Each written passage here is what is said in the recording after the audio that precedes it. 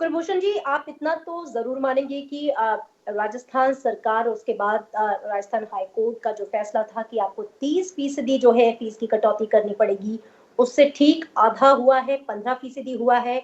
और जो बातें सुप्रीम कोर्ट ने कही है, जो तर्क दिए हैं, जिसका जिक्र मैंने पहले भी किया था, कि तमाम जो मैनेजमेंट के खर्च होते हैं स्कूल में, बिजली, पानी, स्टेशनरी और साफ सफाई, ज्यादा अगर बच्चे आ रहे हैं, तमाम तरह की सुविधाएं, तमाम तरह की एक्टिविटी, जाहिर तौर पे उन खर्चों में तो कमी आई ही है। और ऑनलाइन शिक्षा चल रही है, कई बार वो उस गति से नहीं चल पाती, तो ऐसे में पेरेंट्स का कंसर्न हो जाता है, क्योंकि लॉकडाउन की मार हर तबके पर पड़ी है कि कुछ कंसेशन जो है फीस में मिले। मुझे लगता है आप इससे सहमत होंगे। देखिए, फीस के कंसेशन की मैंने बात की कि 15% की जगह बजट प्राइवेट स्कूल 25% भी कंसेशन देने को तैयार थे, जो मैंने कहा मेजॉरिटी ऑफ स्कूल्स है। लेकिन ये सुनिश्चित होना चाहिए, इसमें अभी दिक्कत क्या है कि सरकार की तरफ से ये क्लैरिटी नहीं है कि कौन सक्षम है, कौन सक्षम नहीं है।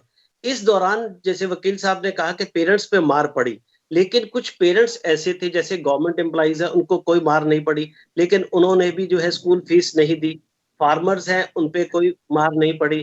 फार्मास्यूटिकल इंडस्ट्री है, उस पे कोई मार नहीं पड़ी। और जो इलेक्ट्रॉनिक इंडस्ट्री थी, कंप्यूटर इंडस्ट्री, मोबाइल इंडस्ट्री, उन पर कोई मार नहीं पड़ी।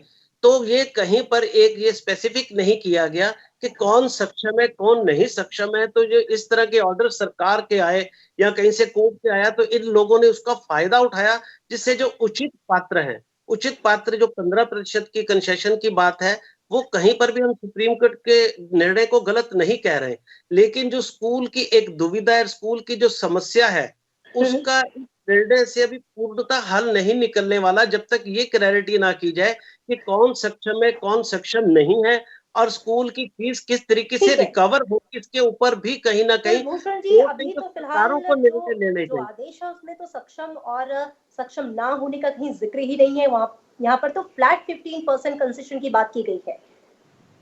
नहीं नहीं, और फ्लैट 50% की मैं कह रहा हूं, हमें दिक्कत नहीं है, हमने कहा उसकी कोई समस्या नहीं है।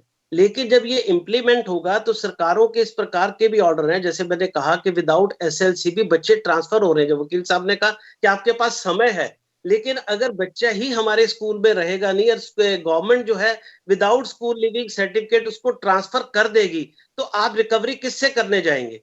अगर रिकवरी नहीं होगी किसी स्कूल की, सपोज कर लो 15% से दिक्कत नहीं है, लेकिन अगर उसकी 85% जो है रिकवरी नहीं हुई, तो उसका पूरा जो स्ट्रक्चर है, उसके टीचर्स की सैलरी देना, उसको किस्तें देना, ये सारा सिस्टम चरमरा जाएगा। वक्त की कमी है। एक क्लोजिंग कमेंट और बहुत ही छोटा कमेंट मैं चाहूंगी आपसे, कुलभूषण जी।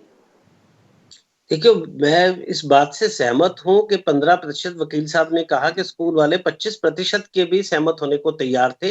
लेकिन हमारा कंसर्न ये है, 25 का चाहे 30 हो, 25 हो, लेकिन जो रिकवरी हमारी नहीं होगी, क्योंकि हमारे पास ड्यूज बहुत हैं, बहुत सारे स्कूलों की जो मैं बात कर रहा हूँ, बजट स्कूल्स की, जिनके ऊपर लोन्स ड्यू हैं, कि अगर उनकी रिकवरी सुनिश्चित जरूर होनी चाहिए एलिजिबल पेरेंट्स से। ये नहीं कि जो एलिजिबल नहीं है उनको अगर छूट भी मिल जाए तो जायज है, लेकिन इसका कोई नाजायज फायदा ना उठाए, ऐसा एक मैकेनिज्म बनना चाहिए, जिससे जो है कि एलिजिबल पेरेंट्स को जो है वो कम से कम वो स्कूल की फीस की रिकवरी सुनिश्चित हो, ताकि स्कूल का जो बजट प्राइवेट स्कूल या ओवरऑल जो स्कूल है देश के, वो सुचारू रूप से चलते रहे।